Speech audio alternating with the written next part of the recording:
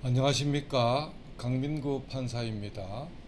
지난 23년 9월 6일, 이달 9월 6일자로 대구신문에서 창간 기념으로 생성형 AI에 대한 기획 시리즈 하나로 인터뷰가 있었습니다. 그래서 거기에 나온 이야기의 오리지널 원본이 원래 나온 인터뷰보다 길기 때문에 그거를 기록하기 위해서 이 작업을 한번 해봅니다.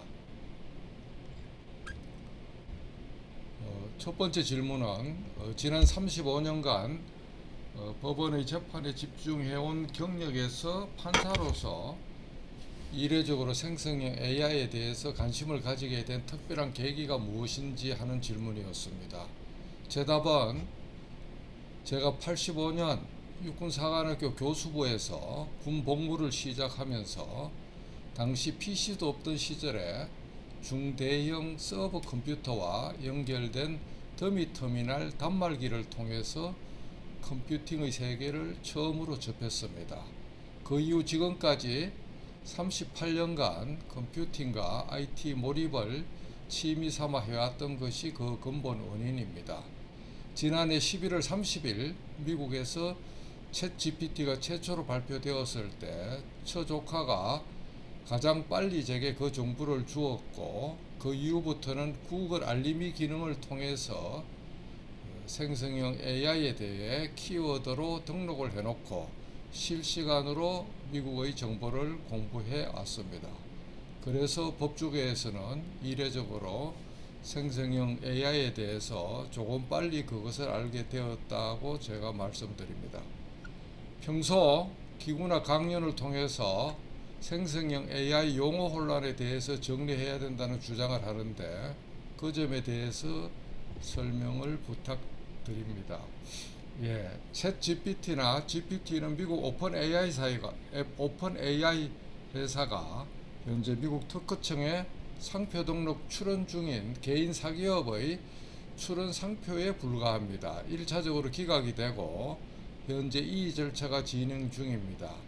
이러한 개별 회사의 서비스 이름을 마치 생성형 AI를 대표하는 것처럼 공공기관이나 언론에서 GPT 시대라고 부르는 것은 마치 복사하는 것을 제록스한다고 이야기하는 것과 유사합니다.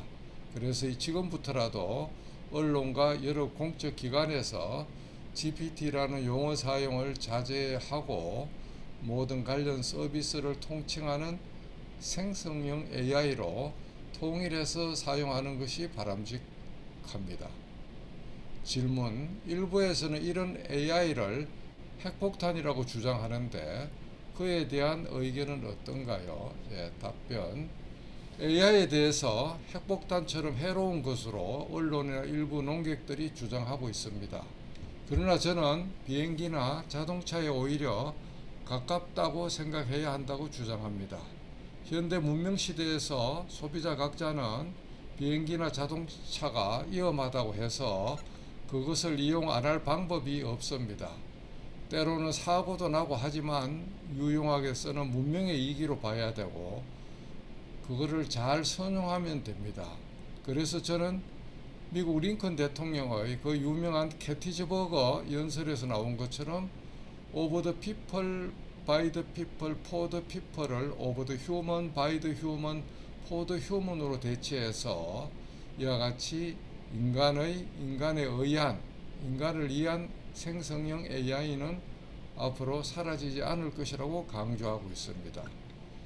질문: 생성형 AI의 삼국지 전쟁이 벌어지고 있다고 주장하는데 그 점에 대해서 설명을 부탁합니다. 답변: 생성형 AI는 2022년 11월 30일, 즉 지난해 11월 30일 미국 오픈 AI 회사가 최초로 챗 GPT 3.5로 포문을 열었고 1억 명 사용자 확보에 단 2달이 소요되었을 뿐입니다. 그 후 마이크로소프트가 빙 엔진에 GPT 4.0 기능을 추가했고 이어서 구글은 바드라는 신형 모델을 출시했습니다. 구글 바드는 지난 5월 11일부터 한국어 버전이 공개되었고 페이스북을 운영하는 메타는 라마를 공표해서 오픈소스화된 모델을 끌고 나가고 있습니다. 아마존과 테슬라의 일론 머스크는 별도로 각각 AI를 연구해서 일론 머스크는 X.AI를 만들었고 애플 그 외에 엔스로픽 같은 전문 기업 등 수많은 기업이 전쟁하고 있습니다. 네이버에서 지난 8월 24일 하이퍼클로바 X를 출시해서 한국형 AI 서비스에 나서고 있고 통신 3사 그리고 카카오 등이 각자 독자적인 서비스를 준비 중에 있습니다. 그리고 법조 분야에서는 로엔굿, 인텔리콘, 엘박서 등 한국형 법조 AI 개발이 진행되고 있습니다. 이 세 회사는 국내에서 서비스하는 회사이기도 합니다. 오늘자 신문에 의하면 SKT는 다음 달에 독자적인 AI를 또 공표한다고 기사에 나와 있습니다. 법조 분야 AI 전쟁이 치열하다고 하는데 어떤 상황인가요? 답변: 지금 미국의 리갈테크 회사는 130만 명이 넘는 변호사를 시장으로 2,000개가 넘는 회사들이 경쟁하고 있고 특히 양대 산맥인 법조 데이터베이스 회사인 웨스트로와 렉시스넥시스의 전쟁이 치열합니다. 웨스트로는 이미 케이스텍스트라는 회사에 6억 5천만 불을 투자했고 추가로 해마다 1억 불씩 AI에 집중 투자하고 해서 법조 AI를 구축했습니다. 이미 웨스트로 엣지 AI 버전을 발표했고 시작 가격이 월 169달러입니다. 렉시스넥시스는 렉시스 플러스 AI를 출시했고 지금 미국의 거대 메이저 로펌의 베타 버전을 연결하고 있습니다. 이 양대 미국 법조 AI 회사가 한국의 종합적인 법률 관련 정보를 전부 학습하면 우리 한국 법조 AI 시장을 석권할 것도 예상이 되고 있습니다. 질문: 생성형 AI에 대한 규제는 어떻게 풀어가는 것이 좋은가? 답변: 생성형 AI, 특히 챗GPT에 대해서 올 상반기에 이탈리아가 한 달간 사용 정지를 했다가 한 달 만에 철회해서 연결되고 있고 캐나다에서는 직권 조사를 했고 그리고 그와 같은 여러 가지 규제에 대해서 백하쟁명식 논의가 이루어지고 있습니다. EU 국가들은 인터넷 패권을 상실한 지 오래된 탓에 AI에 대해서도 데이터 주권, 정보 보안, 프라이버시 등을 이유로 들어서 규제 중심의 법안을 이미 초안을 작성해서 공표하고 있습니다. 얼마 전 미국 백악관에서는 7대 거대 AI 기업 대표를 불러 모아서 7가지 자율 규제 어젠다에 대해서 합의했는데 그 중에 하나가 소비자가 워터마크 등을 통해서 AI 생산 콘텐츠를 식별하게 하는 방법을 개발한다는 것도 있습니다. 범용 생성형 AI 삼총사 등에 대해서 좀 더 상세한 설명을 부탁드립니다. 답변: 현재 거대 IT 기업의 범용 AI는 빙, 챗GPT, 바드 세 가지가 있고 국내 제품에는 네이버 클로바 X가 있습니다.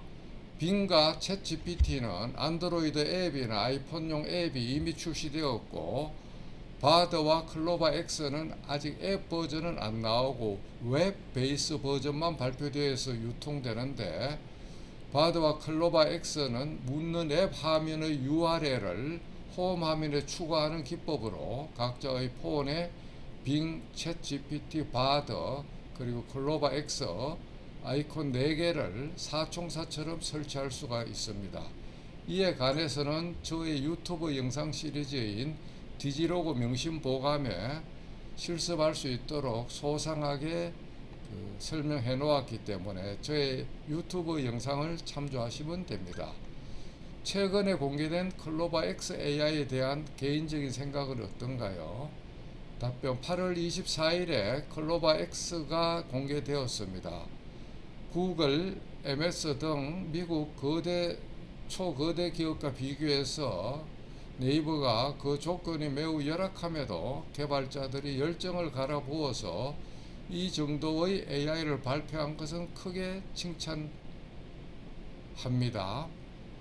첫 술에 배가 부르지 않고 부족하고 미진한 점도 있겠지만 사용자의 피드백이 계속 이어지고 회사 측에서 업데이트에 대한 의욕이 강하기 때문에 차차 개선될 것으로 기대하고 있습니다.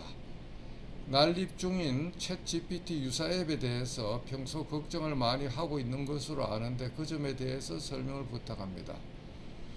답변 안드로이드 스마트폰의 구글 플레이나 아이폰 앱스토어에 가보면 GPT라고 검색해 보면 공인된 빙이나 챗 GPT 외에 유사 GPT를 표방하는 앱들이 확보한 사용자가 수십만 명에서 1천만 명까지 무수히 나옵니다. 난립 중인 유사 앱들은 전부 다 챗 GPT의 기능을 빌려서 마치 독자적인 앱인 것처럼 사용자들을 유료 가입시켜서 월 사용료를 받고 있기 때문에 함부로 가입하는 것을 자제하는 것이 맞다고 저는 말씀드립니다. 생성형 AI의 규제에 대한 입법론에 대한 논의가 활발한데 그 점에 대한 개인적인 의견은 어떤가요? 답변 생성형 AI 규제 입법을 하면서 세계 최초 운운하는 것은 절대 자랑이 아닙니다. 유럽형 규제 모델이 있고 미국형 모델이 있는데 유럽은 예전부터 거대 IT 서비스의 규제를 데이터 주권 정보 보안 개인정보 보호 프라이버시 등 그런 것을 내세우고 있고 23년 5월 11일 AI EU 규제법 초안도 가결한 바가 있습니다.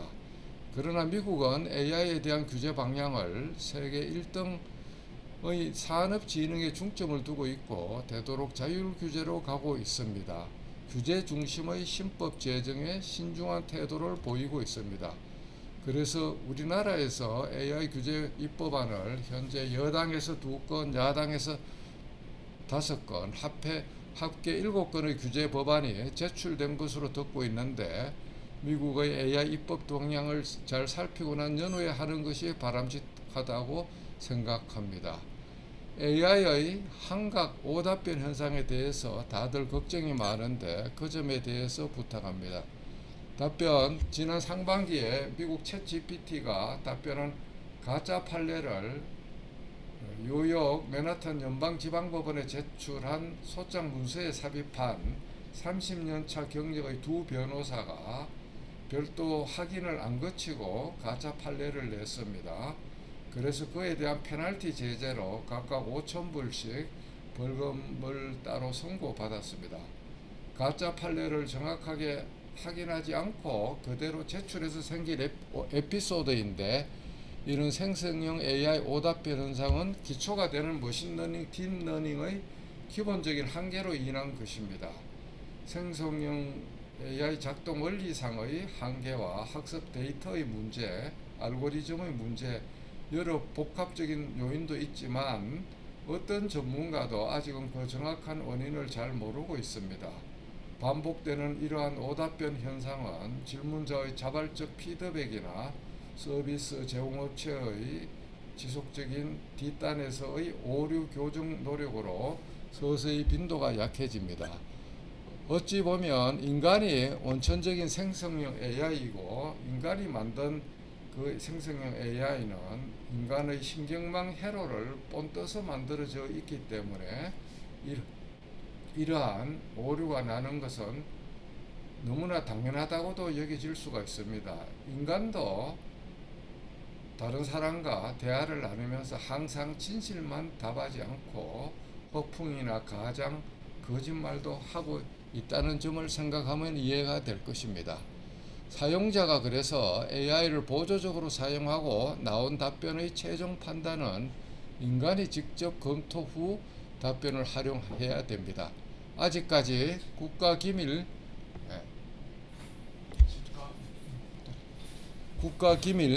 특히 국방기밀이나 그와 같은 비밀을 질문사항으로 삼는 것은 정보보안에 위반됨을 유의해야 됩니다. 질문: 법조 분야에서 생성형 AI의 기능은 어떤 것들이 있습니까? 답변: 법률 문서 작성, 요약에 활용하고 법률 연구에 활용하며 법률 분석, 예측 조언, 그리고 양형 예측, 법률 정보의 번역, 교육, 글로벌 입법 자료 정리 등에 두루두루 활용될 수 있고, 범용 AI보다 법조 전문 AI가 탁월한 성능을 조만간 나타낼 것입니다. 질문: 법원 내부에 사용할 수 있는 판결문 작성 도우미 AI를 구축해야 한다고 강조하는데 그 점에 대해서 설명을 부탁드립니다. 지금 법원에서는 실시간 생성 판결문과 각종 내부 논문 자료, 실무 제요, 실무 편람, 재판 업무 길라잡이 등 각종 유용하지만 대외적으로 비공개되는 자료들이 많이 쌓이고 있습니다. 이와 같은 것들을 내부에서 잘 생성형 AI에 학습시켜서 전국 법관들에게 제공하면 법관 1인당 재판연구원을 3인에서 5명 정도 붙여준 것과 같은 효과가 나타납니다. 현재의 법관 1인이 내는 업무 성과의 2배에서 3배 이상 내게 될 것이라고 보여서 지금 문제되고 있는 판결 지연, 재판 지연의 문제가 시스템으로 인해 근원적으로 해결됩니다. 물론 일부의 우려 의견처럼 창의적인 판결이 감소하고 비슷한 천편일률적 찍어내는 판결이 나온다고 걱정하는데 그 걱정도 일견 타당성이 있습니다. 하지만 현재 우리 국민은 이념과 독단으로 인한 편향에 치우치지 않는 정확한 판결을 가급적 신속하게 해달라고 요구하고 있어서 이러한 국민의 여망에 가장 부합한 시스템은 법관 판결문 작성 도우미 AI라고 저는 강조하고 이와 같이 주장하고 있습니다. 얼마 전 애부 기조 강연에서 잠자는 백설공주를 깨우자고 했는데 그 점은 어떤 이야기인가요? 답변: 법원 안의 대외 비공개 판례와 자료들을 언제까지 법원이 독자적으로 손에 안고 갈 수는 없습니다. 적절한 개인정보보호법이 이루어지고 나면 법원이 가지고 있는 모든 관련 데이터를 민간의 공공 데이터로 개방해야 됩니다. 민간 분야의 리걸 테크들이 상호 경쟁에서 AI 학습 데이터를 활용할 수 있게 하고 그 중에서 가장 잘된 제품을 법원이 도입하면 됩니다. 이를 위해서 현재 과도한 개인정보보호법의 보호 수위를 좀 낮추고 실시간 판례 자료를 최소한의 익명 처리로 민간에 실시간 공개할 수 있는 그런 특례 규정을 하루속히 신설해야 됩니다. 현재 한국의 리갈테크 현황은 어떻습니까? 답변: 약 30여 개 정도의 회사가 지금 플랫폼, AI 서비스, 판례 검색, 계약 관리, 서류 작성, 변호사 업무 보조, 전자등기, 소송금융, AI 양형 예측, 송무 업무 자동화 이런 분야에서 상호 경쟁 중입니다. 리걸 AI가 도입되면 법조계가 어떻게 변할 것이라고 생각합니까? 소송의 캐주얼화가 예상되고 있고 쉽고 간편해지는 나홀로 소송이 증가될 것입니다.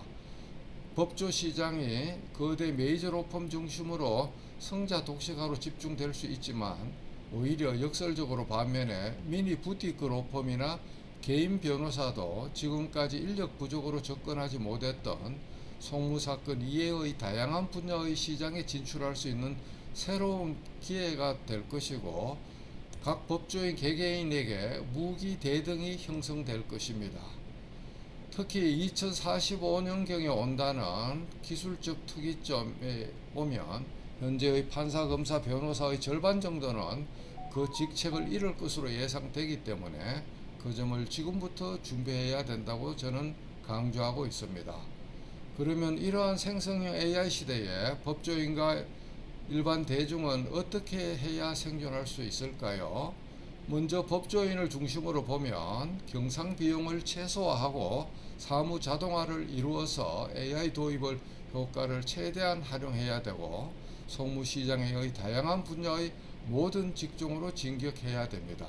속무시장의 다양한 분야로 진출해야 하고 챗GPT 등 생성형 AI의 혁신 기술 위에 망설임 없이 올라타야 합니다.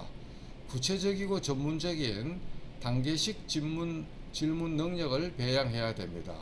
그래서 보조 인력이 최소화되면서 법조인 단독의 업무 수행이 전자소송 시스템과 결합하여 가능한 상황이 도래하고 있기 때문에 그에 대해서 대비해야 됩니다. 일반 대중으로서는 결국 이와 같은 AI 시대에서도 최종 병기는 아날로그 경쟁력, 즉 생각 근육이기 때문에 끊임없는 다양한 방면의 양질의 독서와 매일 일기 한 줄이라도 적는 글쓰기 습관 운동, 깊은 사고 실험과 명상을 생활화하고 각계 고수한테 묻고 배우는 것을 주저하지 말아야 한다고 강조합니다. 그리고 호기심, 탐구심, 열정, 이타심을 기본 자세로 해서 자기의 전공 분야를 뛰어넘어서 융합적, 통섭적 전문가를 지향해야 되고 그래야 앞으로 살 길이 열립니다.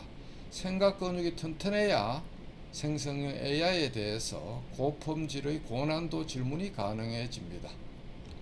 아는 것이 힘이다라는 종래의 아날로그 암기 전문 시대에서 검색이 힘이다라는 인터넷 디지털 시대를 거쳐서 이제는 창의적인 질문 잘 질문하는 것이 힘이다인 생성형 AI의 시대에 접어들었습니다. 이와 같은 여러 가지 내용들을 제가 디지로그 명심보감 유튜브 소품 영상의 1탄부터 58탄까지 짧은 영상으로 제작해 놓았기 때문에 그 영상을 가지고 각자 개인 학습을 하기를 이 영상을 보는 모든 독자에게 부탁을 드립니다. 디지로그 명심보감 영상 시리즈를 만든 계기는 무엇인가요? 17년 1월 11일 부산 법원에서 한 혁신의 길목에선 우리의 자세 부족한 제 영상이 유튜브에서 136만 명이 시청하고 있습니다.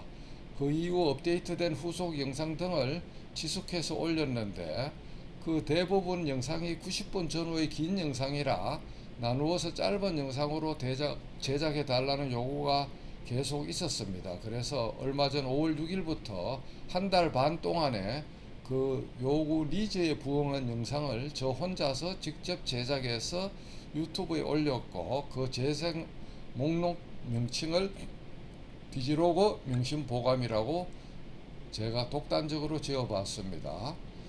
아날로그 내공과 디지털 내공을 결합한 디지로그 경쟁력을 갖추는 실전적 비결을 짧은 영상으로 나누어 제작한 최신 정보를 만든 것이고 특히 30탄 이후가 생성형 AI에 대해서 집중적으로 제가 했기 때문에 더욱더 여러분들의 애용을 기다리고 생성형 AI의 아이콘 설치 같은 것도 짧은 영상으로 누구라도 알아듣기 쉽게 다 만드는 바 있습니다.